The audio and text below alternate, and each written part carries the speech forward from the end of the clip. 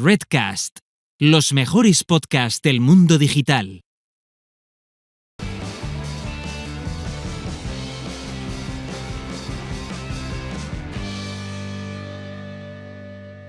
Bienvenidos al podcast de Innocabi con Alfonso Prim.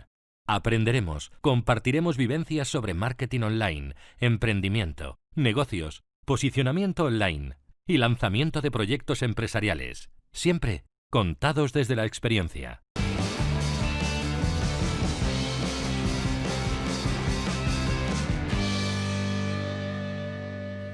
Hoy traigo una entrevista un poquito diferente porque entrevisto a Marcos Vázquez dentro de lo que fue el evento del día del podcast el pasado 25 de noviembre. Y quería publicarla porque me parece que es una charla interesante. Para mí Marcos es un referente y por tanto pues estoy orgulloso de poder publicar la charla que tuvimos en el podcast de Innocabi. Así que espero que os guste. Está enmarcada dentro del evento, que fueron 16 horas ininterrumpidas de emisión de podcast. Y nada, espero que os guste la charla. Así que os dejo ya con Marcos Vázquez. Un saludo. Redcast, los mejores podcasts del mundo digital. Pues nada, sí que me gustaría eso, para no hacer yo la presentación más larga, que te presentes tú un poquito, que nos cuentes quién eres, porque luego sí que me gustaría a lo largo de la entrevista, digamos, dividirla en varias fases, ¿no? Una, pues eso, hablando un poquito de quién eres, de cómo has llegado hasta aquí, y luego que nos des también algunos consejos, aprovechándonos un poco de tu expertise y de lo que conoces, pues para las personas pues que, bueno, que o bien tienen un podcast o que trabajan mucho tiempo en casa ahora con la pandemia y todo eso, sentados delante del ordenador. Y, bueno, pues ver un poco qué consejos podríamos darles. Y luego, por supuesto, hablar también del tema del podcast, que como no podía ser de otra manera, pues hoy hay que hablar de este tema, ¿no? Y qué te ha supuesto a ti. Perfecto, vale, pues vamos a dedicar más espacio a esa parte. Entonces, la introducción la hago muy breve, ¿no? Creo que además poco que añadir y te agradezco esa generosidad por los mensajes. Pero bueno, básicamente soy creador de Feed Revolucionario, un apasionado de la salud desde una perspectiva un poquito distinta, ¿no? De ahí quizás lo de revolucionario, Feed Rebelde en Twitter. Y esta visión distinta viene un poco desde la perspectiva evolutiva, ¿no? Luego, si quieres, cuento un poquito cómo fue mi historia, pero así de manera muy resumida.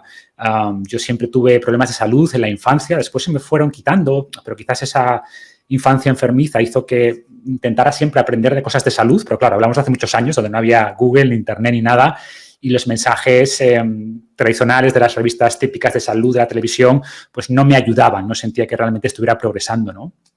Y después, estando en un museo, ya te hablo de 30 y tantos, viendo esculturas grecorromanas, yo era un tirillas como tú también, yo esta gente que no tenía ni batidos, ni suplementos, ni tenía programas de entrenamiento, ni máquinas de ejercicio sofisticadas, ¿cómo tenía estos cuerpos? Fue como mi primera epifanía, ¿no? Y a partir de ahí que empecé a investigar primero sobre esquemas de entrenamiento antiguos, ¿no? Desde luchadores romanos, desde incluso fuerzas especiales un poquito más cerca, y vi que efectivamente no iban al gimnasio a hacer la máquina A 4x10, la máquina B 4x10, siempre con el mismo peso. Y mi cuerpo, pues en relativamente poco tiempo, ¿no? Con calistenia, con kettlebells, con elementos antiguos, ancestrales, pues me dieron muchos mejores resultados que años y años de gimnasio, ¿no? Luego apliqué ese mismo concepto a la comida. Oye, ¿será que también comiendo como antes un poquito más? Ahora está muy de moda el tema del real fooding y tal. Hace 10 años, cuando yo empecé a hablar de este tema, era todavía muy raro. La gente me miraba extraño. ¿Cómo que las galletas digestive no son buenas? Y lo pone aquí, ¿no? Para tu flora intestinal. Entonces, digamos que por ahí empecé, ¿no? Y después, pues fue a aplicar, esto se me abrió todo el mundo y empecé a interesarme por todo lo relacionado con esta visión ancestral o evolutiva. Es decir, oye, como seres humanos, en realidad el 99% de nuestra evolución vivimos de cierta manera, vivimos como cazadores-recolectores y hay un montón de estímulos ancestrales que nos benefician, desde la comida real, la actividad física de cierto tipo, diversificada, más libre, ritmos circadianos, exposición a la luz y a la oscuridad, exposición al frío y al calor, como hacías mención. O sea, estar siempre en nuestro rango de comodidad térmica nos debilita hasta, yo qué sé, pasar mucho más tiempo descalzo, porque el calzado atrofia nuestros pies. En fin, un montón de cosas que tampoco me iba a enrollar mucho y esto hizo que mi mente explotara. Me dice, ostras, y mi salud mejoró muchísimo al ir incorporando estos estímulos ancestrales, como yo los llamo, y fue un poco la chispa que me hizo decir, yo quiero compartir esto con el mundo, ¿no? Inicialmente, curiosamente, yo me dedicaba a otra cosa, nada que ver al tema de la salud. La salud era un hobby y entonces yo era muy pesado con mis compañeros, con mis amigos, ¿no? Tienes que hacer esto, aquello. Claro, mis amigos mejoraron mucho, les pasaba un poco como a ti, ¿no? O como a tantas personas. Y fueron ellos los que me dijeron, oye, además a ti que te gusta estudiar, investigar, que escribes bien y tal, ¿por qué no creas un blog, ¿no? Querías empezar a hablar de los blogs. Y casi fue un poco por ahí, ¿sabes? Empujado por mi grupo, que quería además tener información un poquito más sintetizada y en algún sitio que pudieran referir a sus familiares y amigos tal como yo lo contaba, porque me decía, yo se lo he contado a mi madre o a mi pareja y piensan que estoy loco, seguro que tú los explicas mejor. Y fue ahí como empezó el blog hace 9 años ya, 2011. Y ese fue un poco el origen de todo, ¿no? Y a partir, como siempre digo, y a partir de ahí todo el resto ya es historia, ¿no? De empezar a crear una comunidad más grande, de entrar en las redes sociales, 2014, 2015 en el mundo del podcasting, cuando todavía el tema era difícil, ¿no? Porque cuando la gente decía, escucha el tal podcast, un podcast, ¿qué es eso? ¿Cómo escucho un podcast, no? Que es muy distinto a hoy, afortunadamente, ¿no? El tema del podcasting pues se ha transformado. Así que, bueno, ya he hablado más de lo que debería, pero es así como resumen ejecutivo un poco de mi historia y cómo he llegado a donde estoy ahora, ¿no? Sí, pues a mí me parece que es una historia muy chula porque a mí, bueno, que me gusta mucho el emprendimiento. En mi podcast hablamos de emprendimiento, entrevisto a personas, ¿no? Que han desarrollado negocios, han tenido éxito o no, porque eso realmente tampoco me importa demasiado. Lo que me gusta es la experiencia, ¿no? Exacto. Entonces, me parece muy interesante tu experiencia por eso, ¿no? Porque nace de una necesidad tuya propia montar todo esto y luego un poquito ese producto mínimo viable que son tus amigos, ¿no? Cómo les aconsejas, un poco lo que a ti te ha funcionado y poco a poco pues vas desarrollando, ¿no? Y vas montando un blog y eso es una parte muy, muy interesante.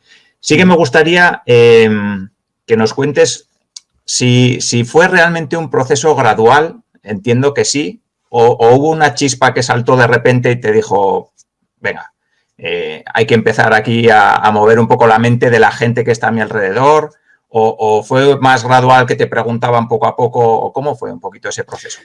Yo diría que mi cambio un poco de enfoque del tema de salud sí fue bastante, fue como gran chispa, como gran disparador. Hacía mención a esas culturas grecorromanas que me hicieron cuestionar un poco las cosas y buscar respuestas en el pasado. Después es cierto que ya todo el proceso de divulgación sí fue mucho más gradual, porque inicialmente el cambio fue en mí, después en la gente que me rodeaba, pero yo, repito, me dedicaba a otra cosa. Yo era socio en una consultora internacional y me iba económicamente muy bien, laboralmente muy bien, pero cada vez notaba que pasaba todos mis ratos libres, todavía más que antes, pues estudiando temas de salud, profundizando en todas estas ideas y tardé un tiempo en decir, ostras, ¿realmente podría convertir esto en mi profesión? O sea, ¿podría dar un giro ya 30 y tantos después de haber hecho una carrera laboral larga, de estar muy bien económicamente, laboralmente? Estaba expatriado además en Chile, después me expatriaron a México. O sea, me iba económicamente muy bien, laboralmente muy bien, pero sentía que lo que hacía ya no me llenaba y que lo que realmente me ilusionaba cada día era levantarme antes para revisar papers científicos y llegar a casa por la noche y revisar papers y el fin de semana, y que eso era lo que me motivaba, ¿no? Y eso fue un poco el principio. Y después que empecé a divulgar y el blog tuvo razonable éxito, yo creo, de aquella todavía había muy poca información en español. Estábamos hablando como digo, del 2011, donde los blogs empezaban a ser populares y la gente como que estaba un poco sedienta, yo creo, de información en español. Entonces el blog creció muy rápido y a partir de ahí que sí esa llamada, por así decirlo, se hizo más grande, ¿no? Y esa fantasía de dedicarme a esto realmente empezó a parecerme una realidad cuando tenía ya, pues no recuerdo, igual 80.000, 100.000 visitas al mes en el blog. Y gente que quería más cosas, ¿no? Y ahí es cuando realmente creé lo que fue para mí ese primer mínimo producto viable, que fue el primer producto que hice desencadenado, que fue entrenamiento con el propio cuerpo, que es lo que a mí me había transformado. Y el lanzamiento fue bastante bien, la verdad, o sea, fue mejor de lo que esperaba. Y ahí es cuando dije, ostras, sí, esto ya no es solo un hobby, sino que realmente puedo convertirlo en una profesión. Y ahí fue cuando empecé ya a hacer planes, es decir, vale, pues esto puede funcionar realmente. Y que empecé ya a planificar o a pensar ya en esa estrategia de salida, ¿no? De dejar el trabajo en el que estaba. Además, coincidió un momento en que vendimos la compañía, con lo que para mí era como cerrar un ciclo y todo encajaba muy bien para abrir el proyecto que realmente me ilusionaba, ¿no? Entonces, hubo un poco de todo. Hubo ciertas chispas y grandes momentos durante el camino, pero sin duda al final fue un proceso gradual de ir creciendo, probando cosas y validando. Yo digo mucho esto de que a mí me gusta en lo personal construir puentes más que tirarme al vacío, ¿no? O sea, me gusta ir probando, ver que realmente las cosas funcionan bien o tener algo, una cuerda más o menos agarrada antes de soltar la otra. Y a ver, siempre digo que al final hay que hacer un acto de fe y saltar, ¿vale? Pero es mejor si tienes un salto que veas el otro lado, que simplemente, venga, pues me lanzo aquí y a ver qué pasa, ¿no? Y esperemos que haya agua en la piscina. Entonces, ese fue un poquito mi proceso. Vale. Hay un punto muy interesante que sí que no me puedo resistir a preguntarte, que yo te lo he escuchado en otras entrevistas, pero que quizás las personas que nos están escuchando por ahí no, y quiero mencionarlo, que es la parte de, tú eres ingeniero informático, si no me equivoco, de profesión, has estado en una consultora durante mucho tiempo, lo que comentabas, ¿no? Y de repente te dedicas a temas de salud. ¿Cómo es ese síndrome del impostor? ¿Cómo lo vences? Porque es algo que a los emprendedores nos pasa mucho, ¿no? Que cuando entramos en un mercado nuevo, ¿no? Digamos que, joder, seré lo suficientemente bueno, de verdad estaré aportando valor. Me gustaría escucharte y que nos cuentes cómo has superado tú, que supongo que lo habrías tenido también, esos momentos. Sí, a ver, en cierta medida sí, pero digamos que yo tenía mucha confianza por varios motivos, ¿no? Primero, porque veía que esto funcionaba de verdad. Y no solo funcionaba en mí, sino que funcionaba en mucha gente que me rodeaba de mi grupo y luego funcionaba en mucha gente que me leía, que ya no me conocía de nada. Entonces, como sé que no estoy vendiendo humo, que esto realmente puede cambiar vidas, ¿no? Eso me da mucho apoyo. Punto 2, tampoco estaba inventando nada. O sea, siempre digo que yo no he inventado nada. Lo que he hecho es basarme mucho en evidencia científica, en estudios científicos, en conectar ideas de múltiples campos, pero yo en lo personal he inventado cero. O sea, no es esta idea, tengo que defender mi idea, mi producto. No he inventado nada. Me dedico a revisar literatura científica y a divulgar lo que dice la evidencia científica, ¿no? Combinado, intentar convertir esa evidencia científica, cierto, en cosas prácticas, porque a veces la literatura científica, pues hay una brecha muy importante con la realidad, con la práctica, ¿no? Es un poco quizás lo que yo he aportado. Y después que me basaba en mi experiencia personal y en la experiencia al principio de la gente que conocía. Entonces, al final combinaba eso. Es decir, mira, yo no te voy a decir lo que hacer, no te voy a pautar una dieta, en tu caso, voy a dar ciertos lineamientos basados en evidencia científica.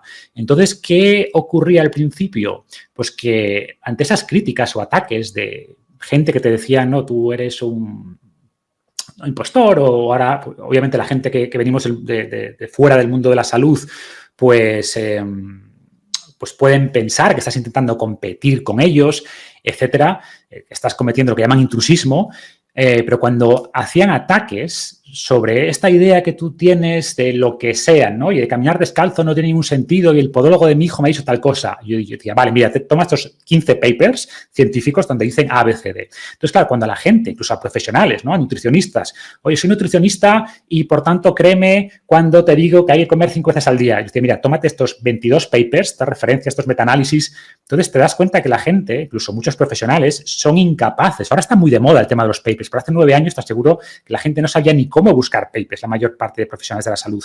Entonces, cuando veían que yo les abrumaba, oye, léete estos 10 papers, como que se echaban atrás, porque no tenían argumentos. Sus argumentos solían ser, es que yo lo estudié en la carrera, ¿no? Esto es, o estas son las recomendaciones generales.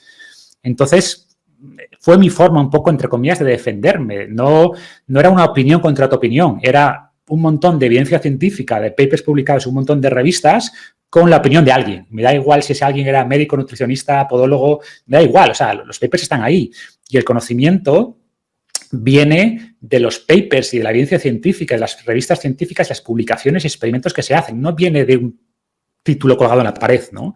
Entonces, por eso yo siempre fui de, veamos la evidencia, qué es lo que dice la evidencia, y a mí que tengas un papel colgado en la pared de tu habitación no me dice nada. O sea, me dice que sí, que has estudiado libros, probablemente has estudiado, has memorizado, no sé cuánto recordarás de lo que has estudiado. Ya te digo que muchas de las cosas que has estudiado no son ciertas, y en cualquier caso esas cosas que dicen esos libros deberían estar basados en evidencia. Muéstrame esa evidencia, ¿no?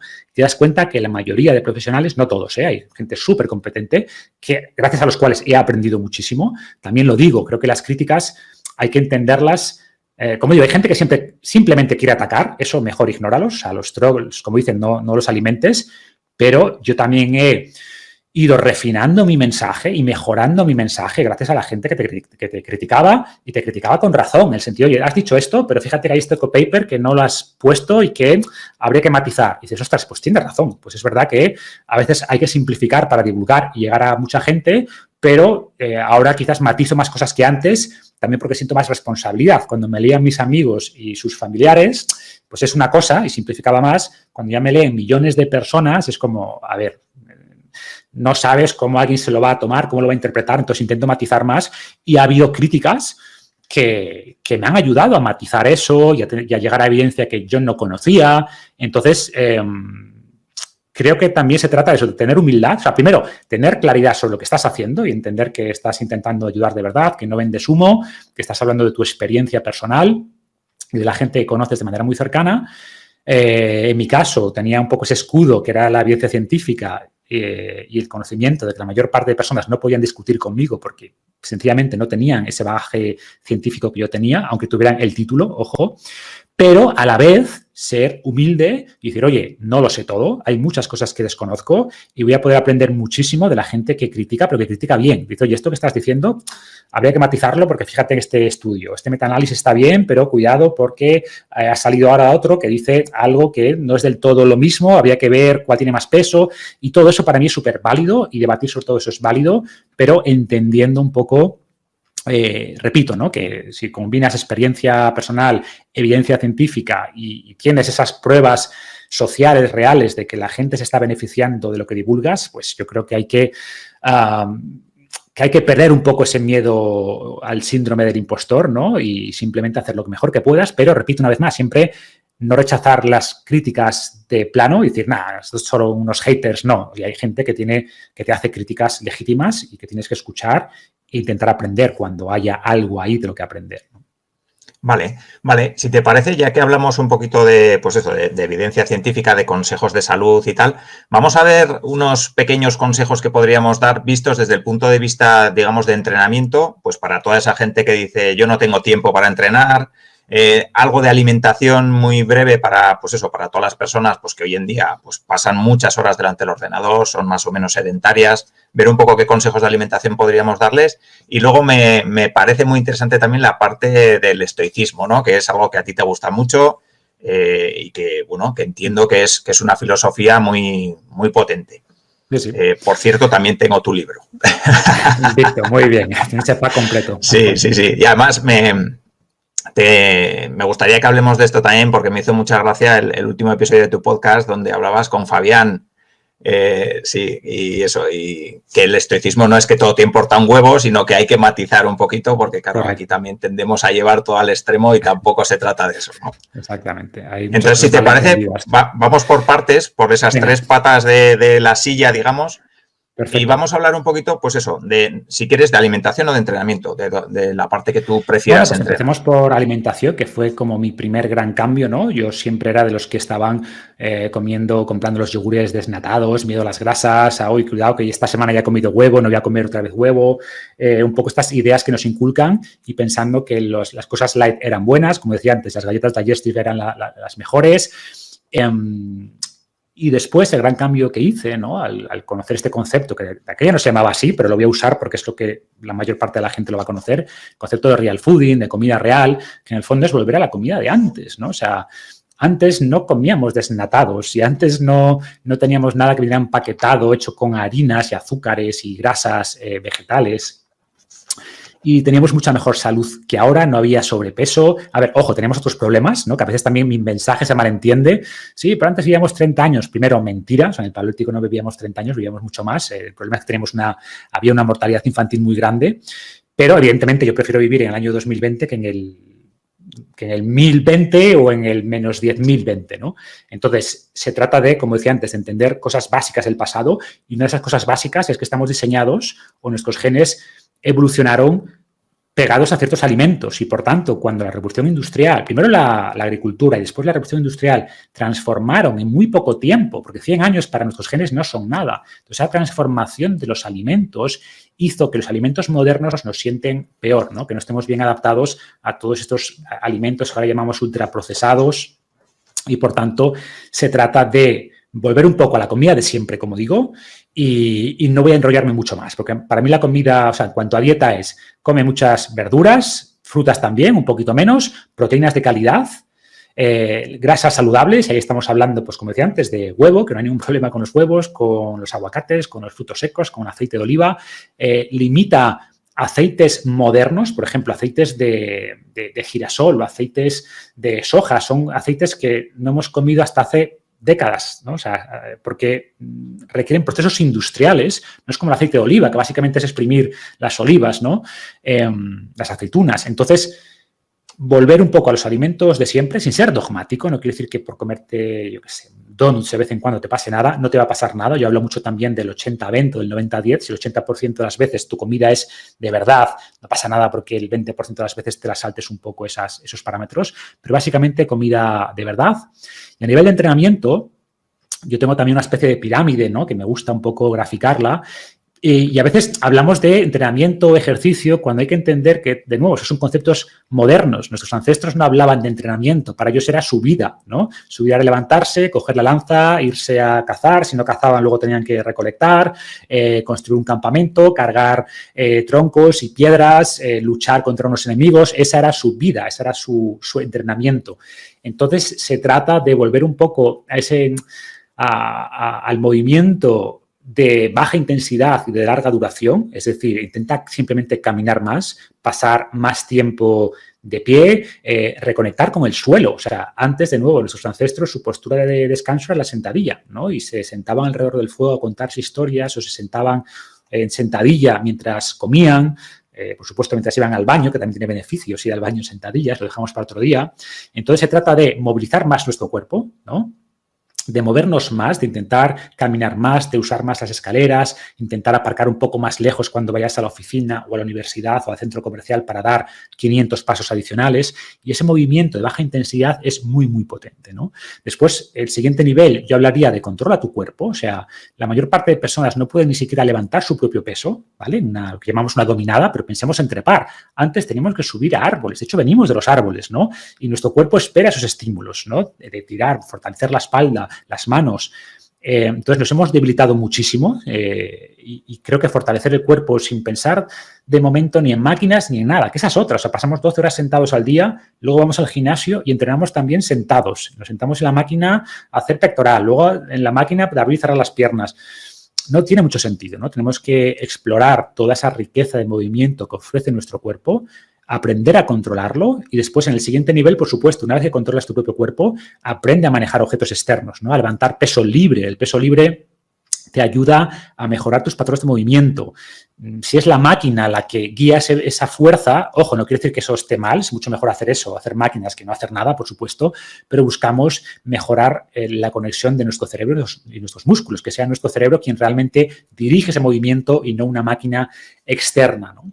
Y de vez en cuando actividades de máxima intensidad, que es algo que también se ha venido estudiando en la última década quizás, conceptos como los Tabatas, como los HIITs, ¿no? El entrenamiento por intervalos de alta intensidad, que se ha visto que ofrecen muchos beneficios para el cuerpo y como que en el mundo moderno nos alejamos de los extremos, ¿no? No nos gusta ni pasar frío ni pasar calor, siempre en nuestra zona, como decía, de confort térmico. No nos gusta esta baja intensidad de simplemente sentarte en el cuerpo, sentarte en el suelo, perdón, de pasar un tiempo en sentadilla o simplemente colgarte, que es un ejercicio muy bueno, simplemente colgarte.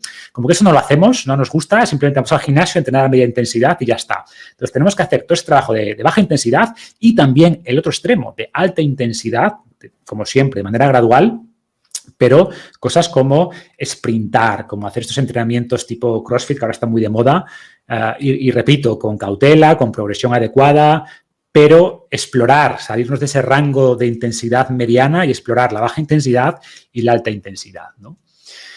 Y el tercer pilar, el que decías, es la mentalidad. O sea, ¿qué ocurre? Que como en todo, como cuando hablamos de inversiones, una cosa es saber lo que tienes que hacer, si yo este mes tengo que ahorrar e invertir a largo plazo, y otra cosa es hacer lo correcto, ¿no? Pues sí, pero es que, fíjate, acá estamos en Black Friday y quiero comprarme el reloj no sé qué, ¿no? Entonces, lo mismo ocurre con los programas de entrenamiento, de nutrición. Yo veía que mucha gente compraba los programas, se los leía, la mayoría ni se los leía, y luego el 50% se los lee, un 20% empieza a hacerlos y un 10% lo termina y tiene buenos resultados. Vale, los porcentajes me los estoy inventando un poco, pero no creo que me equivoque mucho. Y yo decía, ostras, ¿qué pasa, no? O sea, ¿cuál es el problema? El problema no es el conocimiento.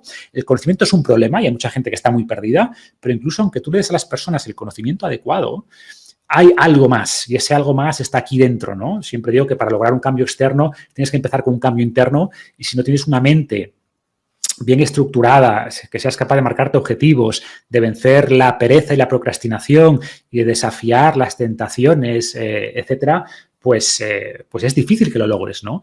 Y a mí personalmente, también desde hace muchos años, que descubrí la filosofía estoica y luego me interesé por la psicología, y el estoicismo a mí me ha aportado muchísimo en mi vida personal, profesional. Ha sido creo que, de hecho, si no fuera por la filosofía estoica, no existiría Fin de Revolucionario, seguramente. Cuando tenía esos debates internos, debo dejar mi seguridad laboral para dedicarme a algo totalmente incierto, como crear un blog de un tema que tampoco es mi campo, pues yo pensaba mucho en el estoicismo, ¿no? ¿Qué hubiera hecho Séneca? ¿Qué hubiera hecho Marco Aurelio? ¿Qué es lo que realmente valoro? ¿Qué quiero hacer con mi vida? Etcétera, etcétera. Esas reflexiones estoicas me ayudaron al final a lanzarme, ¿no? Y después me ayudaron mucho a que el proyecto tuviera éxito y a superar los malos momentos, que por supuesto el emprendimiento es inseparable tener malos momentos. Y de nuevo, pues es aplicable también a cambiar tu cuerpo. O sea, cambiar tu cuerpo es un proyecto a largo plazo, donde tienes que hacer muchas cosas aburridas muchas veces. Y como decía, vencer la pereza, la procrastinación, la tentación. Y lo que hice con Invicto es intentar combinar filosofía estoica, los grandes preceptos de la filosofía estoica, con ideas y herramientas concretas de la psicología moderna, ¿no? Y creo que esta combinación funciona muy bien. He intentado ser muy claro, muy concreto, nada de que no fuera demasiado académico. Ha conectado mucho con la gente. Y curiosamente, aunque el libro, la mayor parte de los ejemplos que pongo son del ámbito de la nutrición y del entrenamiento y de la salud, el libro como que ha cobrado vida propia, y he participado en podcasts con empresarios, con emprendedores, con inversores para hablar de estoicismo, ¿no?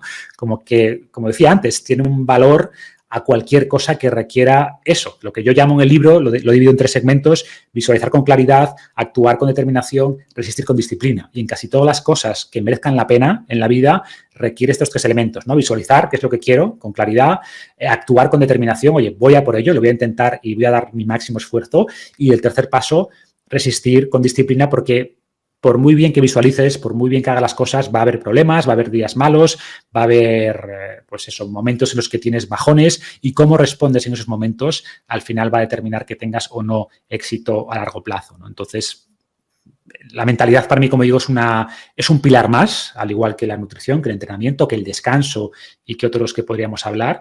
Y sentía que me faltaba ese pilar en el blog, y por eso, aunque mucha gente igual se sorprendió que hace este hombre hablando de estoicismo, creo que encaja muy bien con el resto y que cierra bastante bien el círculo. Sí, yo creo que encaja muy bien, y más un poco en lo que dices, ¿no? Que en esta sociedad en la que vivimos del like fácil y del me gusta rápido, ¿no? Que todo queremos que suceda ya, que compramos algo en Amazon y que nos llegue mañana, porque si nos llega pasado mañana ya es tarde. Yo creo que eso, ¿no? Y a la hora de lanzar un negocio, a la hora de, yo qué sé, aprender inglés, a la hora de, pues, lo que dices, ¿no? De entrenar. Es todo un recorrido que necesita tiempo, necesita pasión de alguna manera y necesita dedicación también. O sea que vamos, totalmente de acuerdo. Sí que me gustaría que me expliques, aunque ya te digo que yo creo que lo sé, pero para las personas que están por ahí escuchándonos, la diferencia entre estoicismo y que todo te importe un huevo, básicamente. A ver, el problema es que el estoicismo tiene mala fama, ¿no? Cuando hablamos de soportar algo estoicamente, es como ese burro bajo la lluvia, pues que simplemente acepta y le da todo igual. Me da igual que llueva, que haga sol, que tal, acepto estoicamente, y tendemos a interpretar como eso, como que todo me da igual, y además se ha entendido el estoicismo como la ausencia de emociones, ¿no? Como reprimir las emociones, y para nada es eso. El estoicismo es conectar con esas emociones, racionalizar esas emociones, dialogar con ellas, ver hasta qué punto son útiles, hasta qué punto no, ver hasta qué punto son ciertas o no son ciertas e intentar regular esas emociones con el pensamiento, ¿no?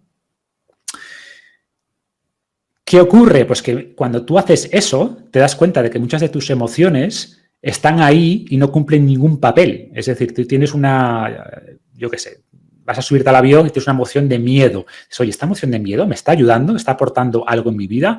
Evidentemente, el miedo juega un papel, ¿no? Sin el miedo no hubiéramos sobrevivido, porque es bueno tener miedo a cosas que nos pueden dañar.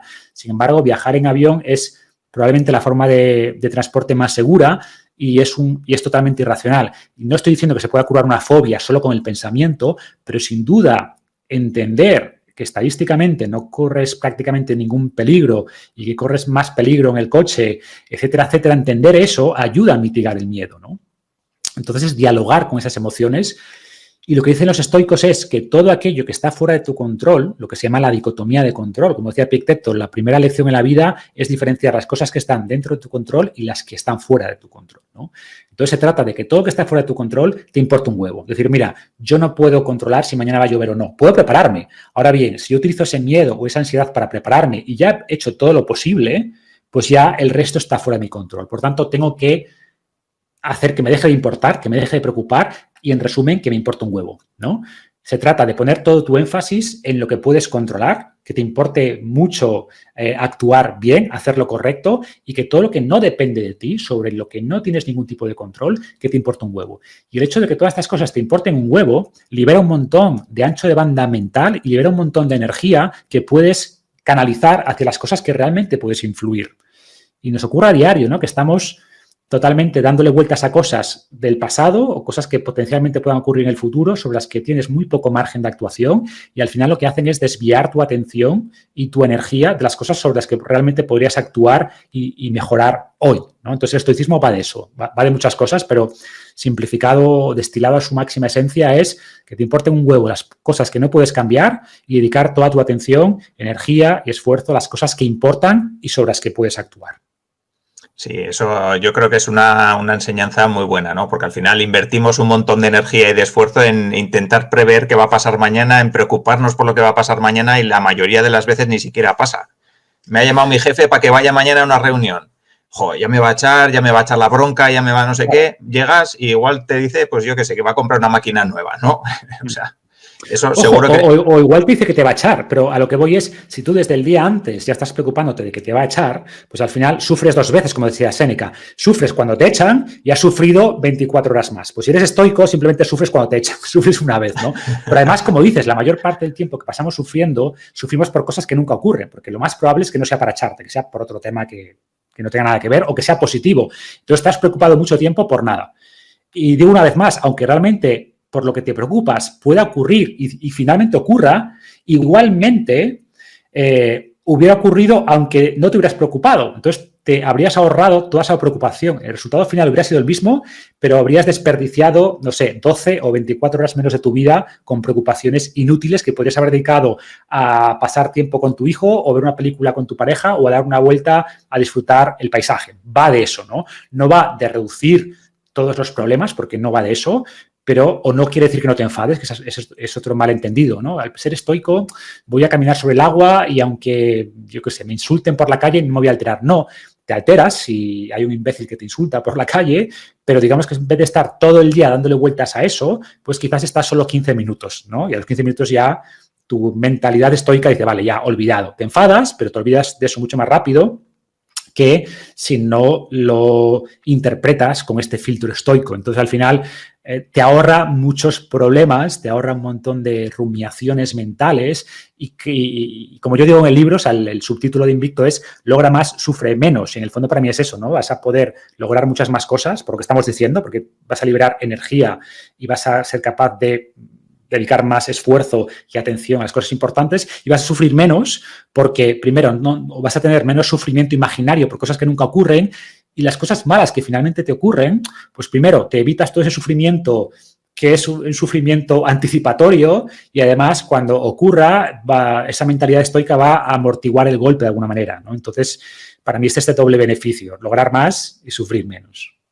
Vale, sí que me gustaría, porque igual hay alguna persona que nos está escuchando y dice, claro, es que, joder, decirlo es fácil y seguro que Marcos, que es un tío que se mete en piscinas con hielos, pues ya controla esto súper bien, lleva mucho tiempo metido en el tema de la filosofía estoica y tal, pero para una persona que le gusta, que resuena lo que estamos comentando, lo que estás explicando tú, un par de consejos que le podrías dar para intentar, pues bueno, que cuando tiene un problema de esos o su mente se dispara hacia un futuro no muy lejano, malo, ¿qué podría hacer para cambiar esa mentalidad? A ver, los estoicos tenían un concepto que es la prosoke, que es una especie de atención plena, que es similar al concepto de mindfulness, pero no es sentarte a meditar, sino estar todo el día, de alguna manera, o todo el día, o de vez en cuando sientas una emoción, en vez de responder a esa emoción, porque nosotros respondemos a las emociones de tres maneras, ¿no? Una es fisiológica, otra es cognitiva y otra es conductual. ¿A qué me refiero? Que cuando hay un estímulo, algo que te da miedo, tú respondes primero fisiológicamente, aumentas la tensión arterial, segregas cortisol, adrenalina, hay cambios conductuales, hay pensamientos que ocurren en tu cabeza y punto 3, comportamiento físico habitativo, ¿no? Entonces se trata de cuando sientas eso, cualquier tipo de reacción, bien fisiológica, bien cognitiva, que en vez de reaccionar, intentes entenderlo, intentes poner una etiqueta, intentes observar, distanciarte un poco esa emoción. Un ejemplo, estás, ese jefe que te llama a la oficina, por seguir con lo que decías, igual te dice algo malo, es una crítica, ¿no? Entonces tú sientes como dices, está diciéndome algo que no es cierto, que es injusto, sientes como a mí se me pone tensión en la cabeza cuando estoy en una situación conflictiva, ¿no? Y para mí es el disparador, oye, tranquilo, ¿qué está ocurriendo realmente? ¿Qué te está diciendo? ¿Cuál es la mejor respuesta? ¿Estás sintiendo un poquito de ira? Pero tranquilízate, vamos a ver, ¿sabes? O cuando estás peleando con tu pareja o cuando se te cruza alguien que viene en coche y se te cruza sin poner intermitente, cuando notas eso, frena un poquito y relájate y observa eso. Y sorpréndete, en vez de dejarte llevar por la emoción, sorpréndete lo que está ocurriendo. Ostras, qué curioso que mi mente responde así a este estímulo externo. ¿Por qué será? Noto que esto me ocurre con bastante frecuencia. Entonces, el primer paso es ser consciente de eso, ser consciente de que surgen esas emociones y luego intentar separarte de ellas, ¿no? Y esto me ayuda muchísimo. Y esto ayuda también en los temas físicos. Hablas, por ejemplo, del tema de meterte en hielo. Cuando te metes en el hielo, en agua a 4 o 5 grados, sientes una emoción muy intensa de sal de aquí, pero ya, esto es horrible. Y mucha gente lo ves cuando hacemos los cursos de este método de Wim Hof, pues ves que mucha gente empieza a hiperventilar y enseguida sale, ¿no? Sin embargo, si tú eres capaz de decir, vale, estoy sintiendo algo súper intenso, qué curioso, vamos a ver cómo responde mi cuerpo. ¿Y qué siento en los pies? ¿Y qué siento en el abdomen? ¿Y qué siento en las piernas? ¿Y qué me dice mi mente ahora? ¿Y qué pasa si ahora empiezo a respirar despacio y con tranquilidad? Y ves que tu mente empieza a cambiar en ese proceso, ¿no?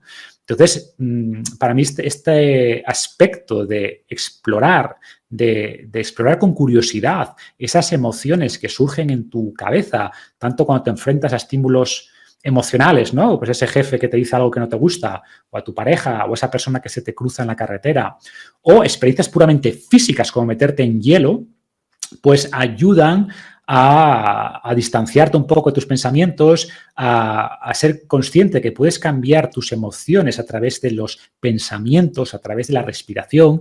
Y para mí este sería el primer paso, ¿no? Esa prosoke. Y segundo paso, segunda recomendación que les daría es que entiendan que efectivamente esto es como la actividad física, ¿no? O sea, nadie se convierte en un estoico leyendo Invicto. Creo que te da ciertas ideas valiosas que puedes empezar a utilizar desde ya, sin duda, pero es como pensar que tú te vas a poner así súper mazado por leerte un libro de entrenamiento. Pues no, o sea, lo tienes que leer, te da ciertas ideas, una guía, pero luego tienes que ir cada día al gimnasio, ¿no? Y a entrenar, o cada día, o 4 veces a la semana, a entrenar. Esto es lo mismo, o sea, tú no cambias tu mentalidad por leerte un libro. O sea, puede haber un cambio de, ostras, esto me parece súper interesante, voy a ver cómo puedo empezar a aplicarlo. Pero si lees un libro o 5 de estoicismo y en el día a día no empiezas a aplicar esas tácticas o estas herramientas o estas recomendaciones estoicas, pues al final no vas a lograr nada. Vas a seguir enfureciéndote por nimiedades o vas a seguir sufriendo innecesariamente. Entonces, por ahí van los dos mensajes, ¿no? Uno, puedes empezar ya a tomar un poco más de conciencia de tu cuerpo, de explorar qué emociones, qué pensamientos te surgen y a ser consciente que puedes separarte de ellos e intentar hacerlo. No es como poner un poquito más de espacio entre el estímulo y la respuesta. Solemos reaccionar de manera inmediata a las cosas que nos ocurren y buscamos responder en vez de reaccionar, ¿no? Responder de manera racional. Y ese gran cambio se puede hacer cada día prestando un poquito de atención. Y punto 2, entender que esto no es una cosa que tú te leas y ya está, te cambia la vida, sino que es algo que tienes que, como el entrenamiento o como la nutrición. O sea, nadie pierde peso por leerse un libro de nutrición. Tienes que leerte el libro y luego hacer cositas, pequeñas cosas cada día, que a largo plazo van a ir cambiando tu cuerpo. Pues estas pequeñas cosas que estoy explicando, con el tiempo van cambiando tu mente. Ves que tu mente es menos reactiva a las cosas, que este autodiálogo ocurre de manera natural. Y como los estoicos decían, nunca logras ese nirvana. O sea, al final siempre te vas a enfadar por las cosas, siempre te van a doler las cosas, pero se trata de reducir ese dolor y de aprovechar esa reducción de problemas, de sufrimiento, que puedes aprovechar para lograr más cosas, ¿no? Va por ahí un poquito. Vale, pues muy, muy interesante, vamos, y yo creo que está muy alineado con cualquier cosa que queramos hacer en la vida, ¿no? Cualquier objetivo que nos planteemos, cualquier meta que queramos conseguir, al final es todo crear un sistema, ¿no? Un sistema que poco a poco te vaya acercando hacia ahí. Si te parece, Marcos, pues vamos a hablar un poquito de podcasting también, porque creo que es un pilar fundamental y aparte para eso estamos aquí también. Es un pilar fundamental dentro de tu estrategia para dar a conocer un poco pues, todo lo que haces, un poco también el pilar del negocio que tienes con Fitness Revolucionario. Cuéntanos un poquito cómo nació el podcasting, el podcast de Fitness Revolucionario. Cuéntanos si hubo un detonante o de repente dijiste, o poco a poco fue, joder, tengo que hacer un podcast, me lo voy pensando, voy viendo.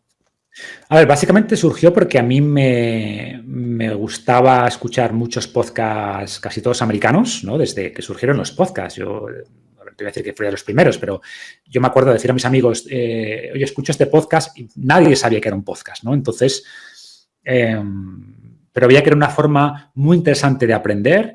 ¿Por qué? Porque a mí los vídeos de YouTube, honestamente, no me gustan. Veo muy poquitos vídeos porque yo... O sea, puedo leer mucho más rápido de lo que la gente habla, ¿no? Entonces, soy los típicos que me pongo los vídeos de YouTube a 1.5 y aún así me gusta mucho más leer porque absorbo información más rápido leyendo. Entonces, es raro que vea vídeos de YouTube.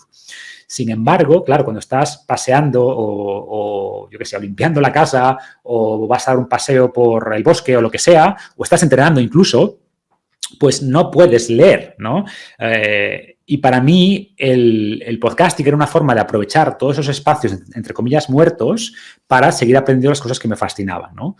Y a ver, no estoy diciendo que esto sea sano mentalmente, o sea, yo reconozco que soy un poquito obseso con algunas cosas y cuando algo me gusta, pues es que quiero estar escuchando todo el día de eso, ¿no? No lo recomiendo necesariamente, pero yo era de esos y sigo siendo de esos. Entonces, para mí es... Yo también, ¿eh? Yo también. Odio espacios muertos. O sea, me cuesta, salvo cuando medito, y creo que la meditación es... a mí me ayuda como es mi cable a tierra, porque cuando medito sí que no... desconexión total, pero el resto del tiempo no me gusta, siento que estoy perdiendo el tiempo si estoy, no sé, pues lo que te digo, haciendo algo en casa, colgando un mueble y no estoy escuchando un podcast. Siento como, ostras, podría hacer dos cosas a la vez, estoy perdiendo productividad aquí, ¿no? Y eso de siempre, ¿no? Entonces los podcasts para mí eran una forma de aprovechar todos esos espacios muertos y por tanto era muy fan de un montón de podcasts que empezaban a surgir en Estados Unidos. Y me daba cuenta que en España pues no existían todavía aquella podcast Había algunos podcasts que casi todos eran como volcados de programas de radio, había cosas, no tengo el primer podcast de España, pero había poquitos y yo vi una oportunidad de ser uno de los primeros podcasts en español, originalmente muy sencillo y además veía que me iba a permitir conectar con gente con la que quizás sería difícil conectar si no fuera por ofrecerles una exposición a mi audiencia, ¿no? Mi audiencia era grande y, por tanto, yo seguía a muchos investigadores. Ojo, y muchos me respondían y tenía buena relación con ellos, pero es mucho más fácil que un investigador ya me ha reconocido, pues te haga caso si sabe que le vas a dar más exposición a través de un podcast que simplemente quiero hablar por teléfono contigo una hora, ¿no?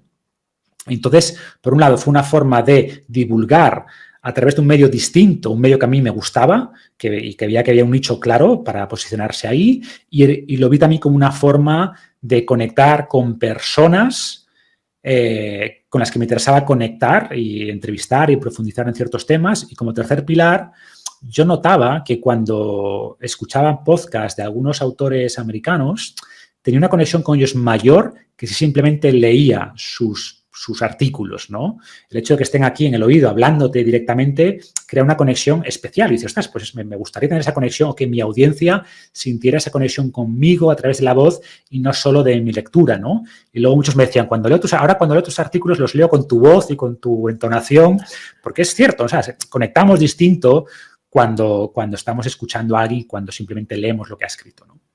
Entonces, por todas estas ideas, me pareció una estrategia de creación de contenidos, de comunicación, de conexión con la audiencia muy importante y nada, ahí sin tener conocimiento de nada, con una calidad horrible y con desconocimiento total, pero me lancé, ¿no? Me lancé y bueno, pues tuvo éxitos. Al final es uno de los podcasts de salud de los más escuchados, incluso de los más en total, ¿no? Pues siempre está por ahí en el top 20, top 30 en Spotify o en Apple Podcast o las plataformas que ahora ya han surgido un montón, ¿no? Entonces, bueno, pues al final, y me gusta, o sea, me gustó desde el principio, me sigue gustando y me parece una forma de generar contenido para mí, además muy sencilla, porque a mí grabar vídeos tengo alguno, pero me da una pereza enorme, ¿no? Ponerte, venga, prepararte y qué me tal, y poner la camarita y luego la edición posterior es un rollo. Sin embargo, para mí el podcast es el micrófono, tengo una temática, me hago 5 o 6 notas y ya está. Y a comunicar y a hablar, la edición mínima, súper sencillo de editar, subir. Entonces, lo mires por donde lo mires, para mí el podcast pues es una estrategia de comunicación muy potente y lo empecé a notar porque al principio, obviamente, mis primeros miles y miles de seguidores en el podcast eran gente que venían del blog, ¿no? Pero después, como en el 2016, yo creo que empezó a venir mucha gente que solo me conocía por el podcast, ¿no? O sea, es decir, que decían, ostras, pues descubrí tu podcast no sé dónde y que algunos, es curioso, me acuerdo cuando hice una firma de libros en Madrid, en Callao, llegó alguien, no, pues soy súper fan me gusta preguntarles cómo me conocieron, ¿no? Entonces les pregunto, ¿yo cómo me conociste y tal? Ah, bueno, pues que conocí por el podcast, claro, ¿cómo te voy a conocer y tal? Yo, pero no visitas el blog. Y decía, ¿tienes un blog? Es como, porque mucha gente ya era de podcast y pensaban que era podcaster y que no tenía nada más que mi podcast, ¿no? Entonces, ese fue un poquito el origen, la génesis del podcast y creo, como digo, que la estrategia ha funcionado muy bien y además, o sea, me ha beneficiado mucho a nivel de negocio y como una estrategia también de posicionamiento ante la audiencia y de seguir divulgando por una vía distinta, ¿no? Vale, cuéntanos un poquito también cómo preparas los episodios o las entrevistas o si tienes, o si de repente se te ocurren o ya tienes un calendario bien marcado de quiero hablar de este tema en, pues por ejemplo, la primera semana de diciembre, la segunda quiero hablar de este otro, la tercera tal. Reconozco que no soy mucho de planificar un calendario editorial a largo plazo, es un poquito más ad hoc, pero tengo como 3 tipos de contenido, ¿no? Tengo entrevistas, pero las entrevistas básicamente es buscar gente que me parezca interesante y por suerte hay mucha gente y ahora es mucho más fácil que hace 6 años, ¿no? Cuando empecé. Ahora la gente, es raro que ahora te digan que no. O sea, mientras que hace 6 años como que todavía a gente le costaba un poquito ir a un podcast, entrevistar. Ahora, por suerte, la gente está mucho más abierta a venir a podcasts, sobre todo podcasts grandes que les puedan dar exposición, pero por la parte de entrevistas, básicamente buscar gente con la que me apetezca hablar, que creo que puede dar información interesante a mi audiencia y ya está, no hay mucha más preparación, ¿no? Hay muchos que ya conozco bastante, como que simplemente, oye, ¿te parece que suelo enviarles un guión? Oye, ¿te parece bien que hablemos de estos puntos? ¿Cómo lo ves? ¿Te encaja? Sí, no. Este tema prefiero no tocarlo, me interesa tocar este, perfecto. Y ya está. Simplemente quedamos un día, grabamos y punto. No hay mucha más preparación. Gente que conozco menos, pues igual me gusta hacer una previa, ¿no? De hablar un poquito por teléfono, media hora, por terminar de ver, oye, qué enfoque le damos o qué cosas has hablado últimamente, quizás te interesa hablar de otras cosas. Pero básicamente eso. Luego tengo las preguntas de la audiencia, que lo mismo, o sea, tengo una aplicación donde me dejan audios de voz y después simplemente pues intento seleccionar las preguntas que ojalá que no estén muy repetidas y que creo que pueden ayudar a suficientes personas. No hay mucha más preparación que esa. Y luego hay un tercer tipo de contenido que es un cajón desastre, ¿no? Por ejemplo, subo pues entrevistas que me hacen otras plataformas, a veces las subo también a mi podcast. O si saco un libro nuevo, pues igual hago una lectura del primer capítulo del libro. Va por ahí, ¿no? Es contenido un poquito ad hoc, que tampoco preparo mucho un poco en función de lo que surge, ¿no? Así que más o menos así, no digo que sea la mejor estrategia, pero bueno, a mí me funciona y me da un poco de libertad creativa de subir o preparar material un poco en función de las cosas de las que me apetece hablar o de la gente con la que estoy en esos momentos más en contacto. Vale, ya que estamos en un evento del podcast como negocio, sí que me gustaría que nos cuentes un poquito qué aporta el podcast a tu negocio. Si es solamente reconocimiento de marca, si es llegar a personas que de otra manera quizá no llegarías. Cuéntanos un poquito esa parte de, o si monetizas directamente el podcast, cuéntanos un poquito esa parte de monetización o qué aporta a tu negocio. Vale, a ver, yo siempre vi el podcast como una forma de llegar a más gente y nunca me lo planteé como tal, como una forma de monetización, ¿no? Aunque evidentemente, como decía antes, por todo lo que expliqué, primero porque tiene más confianza en ti, porque es una forma de crear autoridad, de que la gente, oye, sabe que realmente sabes de lo que hablas, que no dices tonterías, ¿no? Que tienes esa conexión más directa con la gente, que tienes charlas interesantes con profesionales, con expertos, pues al final genera más confianza en ti y es mucho más probable que la gente te compre tus productos o venga a tus eventos si genera esa confianza. Entonces, monetización directa, pues yo creo que es evidente que está y honestamente es la que más me interesa, Dicho esto, también hago patrocinios y son en general patrocinios de largo plazo con compañías en las que o bien soy socio, inversor, o sea, no intento ser muy mercenario, o sea, yo cada día tengo 3 o 4 propuestas, oye, pues queremos patrocinar tu podcast y tal, no me interesa, honestamente, pues patrocinar 3 meses, patrocino tal cosa, luego tal cosa, o sea, yo soy de patrocinar cosas que realmente veo útiles, que yo utilizo e idealmente compañías en las que puedo influir, ¿no? Que en las que participo bien diseñando productos o lo que sea, ¿no? O sea, me gusta más que Fin de Revolucionario yo lo veo como una empresa mediática y que utilizo eso para participar en otras empresas en las que puedo influir y no simplemente patrocinar cosas que ni me van ni me vienen o que simplemente me pagan. Y hay ofertas muy jugosas, no lo voy a negar. Ahora el tema de podcasting está de moda y me han ofrecido bastante dinero por patrocinar cosas, pero que de verdad no es lo que yo quiero y por suerte me va suficientemente bien con otras actividades como para intentar monetizar el blog muy directamente, ¿no? Prefiero relaciones a largo plazo con empresas en las que puedo participar de una manera mucho más estrecha y hacer crecer eso. Y ahora, desde hace relativamente poco, pues vemos en Estados Unidos una corriente de que hay muchas plataformas que están ya pagando por el contenido, ¿no? Caso de Joe Rogan, Spotify, ¿no? $100 millones por exclusividad en su canal de Spotify. Entonces, yo he tenido varias ofertas de varias plataformas, no voy a dar nombres por eso, ¿no? Porque te pagamos tanto por episodio, por exclusividad en nuestra plataforma. Nunca me interesó porque, honestamente, repito, yo prefiero llegar a más gente y no obligar a la gente, ¿no? Para escucharme tienes que bajarte tal aplicación o tal aplicación. Mira, escúchame donde tú quieras, ¿vale? Me da un poco de miedo también que en el día de mañana pueda haber cierta limitación de lo que puedes decir o no, si ya dependes de una plataforma única.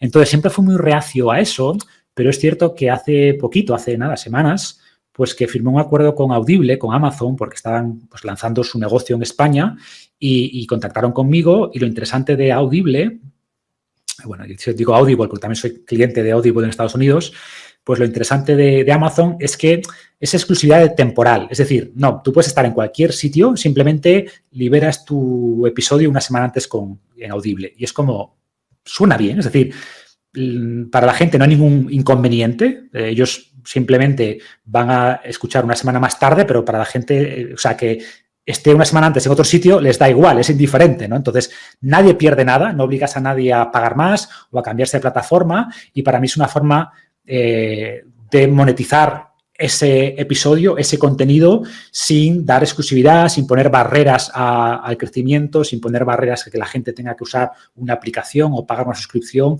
o lo que sea. Entonces, es una forma que estoy utilizando ahora para monetizar. Es una prueba, ¿eh? Igual te digo que igual dentro de 3 meses pues ya no sigo con ellos por lo que sea, porque al final, quieras que no, una de las cosas que más disfruto es mi libertad, ¿no? Que es para mí un valor estoico clave, es la libertad. Entonces, es cierto que cuando trabajas con una empresa grande, mastodóntica como Amazon, pues hay burocracia y hay historias que, bueno, tengo que ver si me compensan o no me compensan, ¿no? Pero a lo que voy es que, ya hablando más en general para la audiencia, que esas estrategias de monetización a través de plataformas que hace un par de años eran imposibles, no existían, ahora cada vez hay más plataformas que están lanzando a pagar por contenido y, por tanto, a fichar a tal podcaster para crear su propia... Es como un poco el modelo editorial. Oye, pues te ficho a ti y haces esta temporada conmigo o una serie de episodios conmigo, etcétera. Evidentemente, esto pues no está al alcance de todos. Seguramente solo el top 5% puedan acceder a ese tipo de acuerdos, pero bueno, están ahí y probablemente es una tendencia que siga creciendo, ¿no? Vale, sí me gustaría, casi antes de cerrar, que des algunos consejos para una persona que quiera empezar con su podcast hoy en día. Pues a ver, yo diría que intentes buscar un nicho. O sea, hay un montón de podcasts y cada día salen nuevos podcasts. Por un lado, eso está muy bien, pero también hace que sea un poquito más... A ver, como todo, cuando yo empecé era fácil destacar porque éramos pocos, pero también había muy poca audiencia. Por tanto, era como, vale, somos poquitos, pero hay muy poca gente que escuche podcast. Y ahora todo ha aumentado. Ha aumentado mucho la audiencia, también ha aumentado mucho la oferta de podcast. Entonces, creo que tienes que hacer algo distinto, darle un enfoque distinto a tu podcast. Los algoritmos suelen favorecer a los nuevos podcasts. Por tanto, si creas algo nuevo de valor, de calidad de contenido, no hace falta que tenga una gran realización, postproducción, pero contenido de calidad un poco distinto con tu enfoque, con tu marca personal, pues los algoritmos te van a beneficiar y puedes aprovechar un poco ese tirón, ¿no? Y luego yo diría a la gente, oye, pues eso, que se lo ocurre un poquito, ¿no? Que se prepare el contenido.